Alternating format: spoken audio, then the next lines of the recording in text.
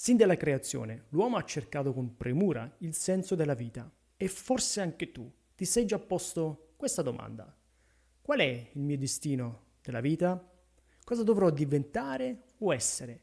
E cosa succederà alla fine della mia esistenza? In questo breve video voglio elencare alcune risposte e risultati dei più famosi filosofi e dalle persone chiave della nostra storia. Analizzeremo persino risposte religiose e alla fine ti mostrerò una risposta su tale domanda. Quindi non skippare, guardati il video e se ti piace il contenuto lasciaci un like e un abbonamento. Le domande che tipicamente occupano la nostra mente sono: da dove vengo? Chi sono veramente? Qual è il mio destino? Come andrà la mia vita in futuro? Tutto ciò che sto vivendo e sperimentando è già il massimo della mia vita? Un altro tipo di domanda che sentivo spesso è questa: ma Dio esiste realmente? E se sì, cosa vuole da me? Nell'antichità, filosofi famosi come Aristotele, Platone, Epicuro vedevano il senso della vita come qualcosa di raggiungibile o possiamo anche dire di progressivo. Essi affermavano che tale senso fosse da ottenere attraverso la ricerca della felicità e la soddisfazione dei propri bisogni. Cominciamo con il nostro amico Platone, il quale sosteneva che la giustizia e dunque la vita dedicata a tale virtù rappresentasse il traguardo massimo per l'uomo. Una volta manifestata nella vita, l'individuo si sentirebbe appagato, felice, possiamo anche dire soddisfatto, e dunque avrebbe raggiunto il suo obiettivo più alto. Il problema con questa teoria è che non sembra molto realistica né fattibile. Perché? Perché vediamo che il mondo in generale è un luogo privo di ogni giustizia. Dobbiamo ammettere che la storia umana, anche ai tempi di Platone, era segnata da guerre e ingiustizie. Finita una, cominciava già l'altra. E anche se c'erano tentativi di creare una sorte di paradiso sulla Terra, vediamo che l'uomo non è mai stato capace di raggiungerlo né di mantenerlo. Aristotele invece riteneva che l'uomo potesse raggiungere un stato di gioia, perfezione assoluta attraverso la filosofia e la ricerca della conoscenza. Secondo lui, la mente occupava il centro della felicità e dunque l'uomo avrebbe dovuto soddisfare questa sua naturale inclinazione. Questa ideologia, legata allo stoicismo, non ha però portato la pace e la felicità promessa.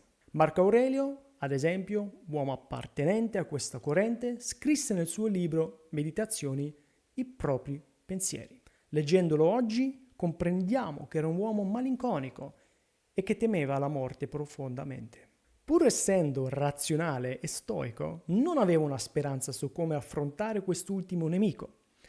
In un passo del suo libro lui scrisse: «Quanto è piccolo il frammento di tempo assegnato a ciascuno di noi». Pur essendo mentalmente resiliente, si nota che la morte era per lui un nemico troppo grande da affrontare e non esisteva una soluzione soddisfacente nello stoicismo per superare tale nemico. Epicuro invece era meno teorico ma più pratico. Cercava il senso della vita nel piacere e nella soddisfazione dei desideri, anche quelli più terreni e più profani. Da questa visione nacque l'edonismo che pone al primo posto il piacere personale. Il problema è che questa filosofia ha portato interi imperi al crollo, distrutti da una fame insaziabile. L'impero romano, ad esempio, raggiunse un livello di corruzione e perversione tale da portare alla sua fine. A un certo punto la vita era diventata così vuota che nemmeno eserciti, feste, lussi potevano colmare il vuoto e la brama insaziabile dell'edonismo. Ma forse penserai gli uomini del modernismo, personaggi come Friedrich Nietzsche, essi ci potranno dare una risposta più profonda del problema, giusto? Nietzsche affermò che Dio era morto e che lo spirito umano fosse finalmente libero di scoprire il vero senso della vita. Secondo lui, il male dell'umanità era la fede in Dio e si considerava liberatore da questa idea. Ma in realtà per Nietzsche la vita, secondo lui, non aveva alcun senso profondo. Tutto era privo di significato. L'unico scopo dell'uomo, secondo lui, era di progredire nel proprio stato sociale e raggiungere un livello superiore rispetto ai suoi contemporanei. Solo chi sviluppa se stesso e raggiungeva i propri obiettivi con l'egoismo, l'autocentrismo, diventava un uomo valoroso. Questa, secondo Nietzsche, era l'unica forma di senso della vita per l'uomo. Gli altri concetti, come per esempio l'amore, la fede, la compassione, attributi che noi teniamo molto alti, erano per Nietzsche solo illusioni che indebolivano la forza dell'uomo. Questa ideologia pericolosa e secondo me anche abbastanza antisociale è purtroppo diventata oggi il modello predominante del mondo nostro e in molte parti di esso possiamo vedere i frutti distruttivi. Come vediamo, tutte queste teorie sono tentativi di dare un senso alla vita, ma penso che una cosa sia diventata chiara: non offrono una risposta profonda e soprattutto esaustiva. Soprattutto non forniscono nessuna risposta al problema del nostro significato, la morte. Di fronte alla morte tutti diventiamo uguali. L'esperienza, i soldi, i legami familiari, il successo, tutto perde l'importanza, perché tutto viene annientato quando si affronta questo grande ultimo nemico, la morte, quello che temeva anche Marco Aurelio. Molti grandi uomini della storia hanno provato lo stesso timore negli ultimi momenti della loro vita e vorrei elencare alcune delle loro ultime risposte. Winston Churchill, grande uomo della Gran Bretagna, concluse la sua vita dicendo: "Che pazzo che sono stato". Jean-Paul Sartre, un autore satirico, disse: "Ho fallito".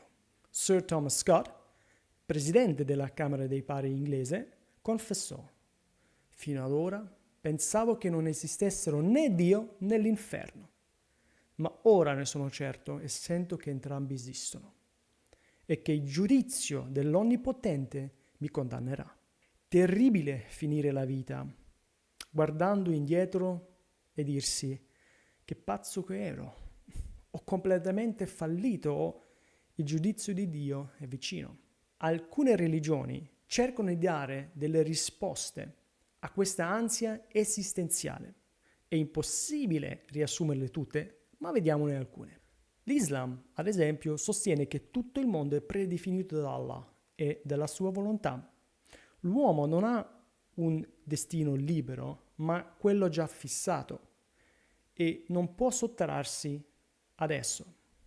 Il problema è che se tutto è prestabilito, allora l'uomo non è realmente responsabile delle sue azioni, ma agisce come una marionetta.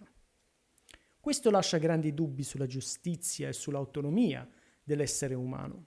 Se tutto è già deciso, allora non c'è alcun vero senso nella vita.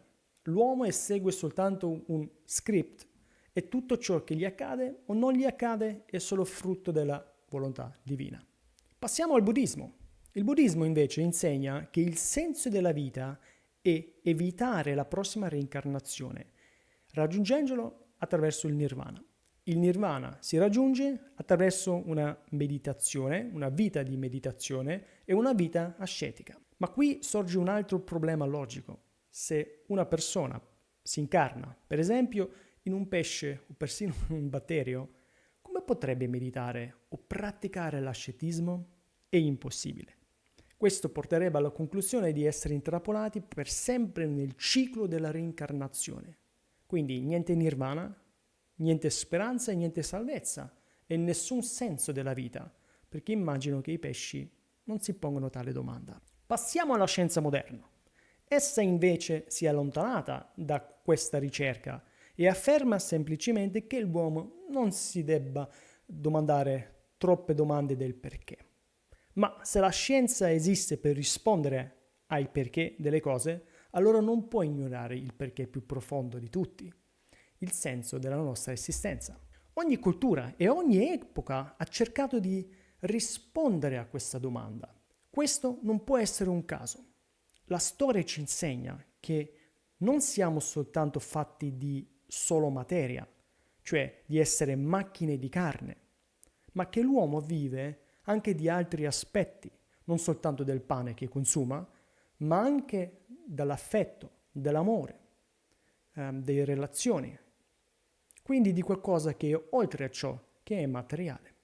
Nel libro dell'Ecclesiaste, un libro dell'Antico Testamento, il re Salomone risponde a questa domanda.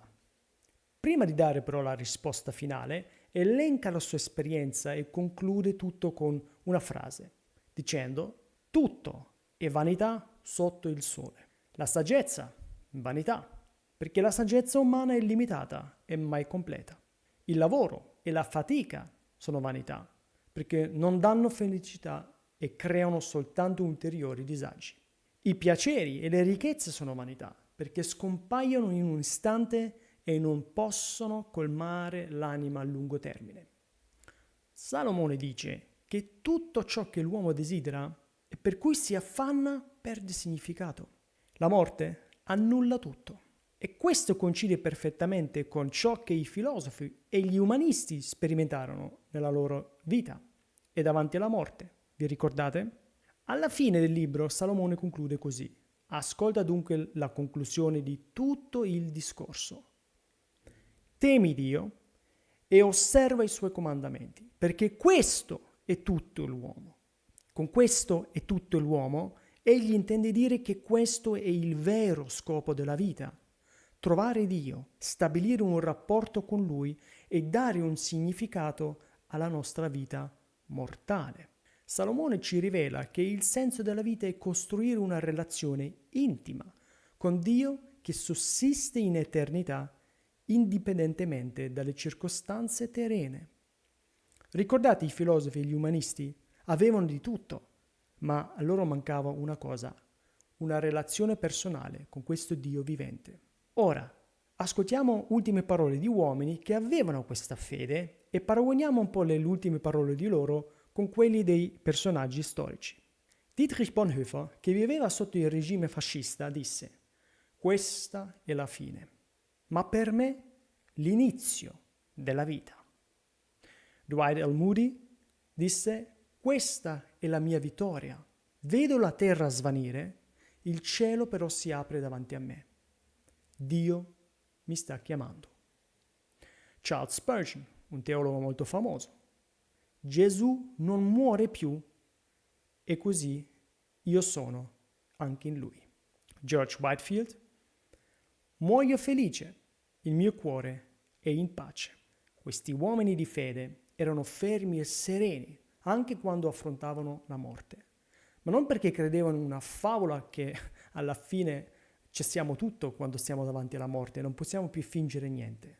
No, ma perché avevano ricevuto una promessa salda che supera persino la paura della morte, aprendo loro il cuore a una speranza che non può essere tolta nemmeno dall'ultimo nemico terribile. In un altro passo della Bibbia, Gesù disse questo: io sono la risurrezione e la vita. Chi crede in me, anche se muore, vivrà. E chiunque vive e crede in me, non morirà in eterno. Giovanni 11, versetti 25 e 26. Dunque ecco la mia risposta finale per te. Il senso della vita non è un concetto né una ideologia.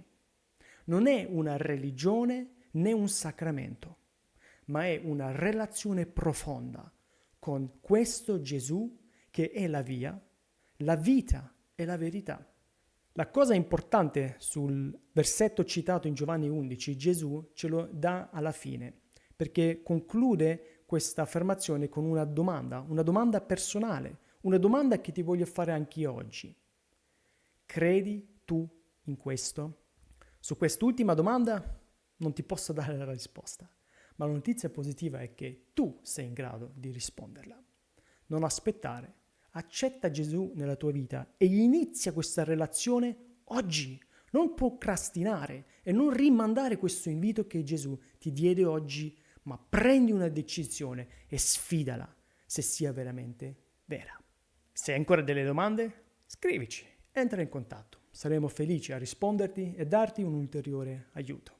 Grazie per averci ascoltato. Non dimenticarti di iscriverti se il contenuto ti è piaciuto. Il Signore ti benedica e alla prossima.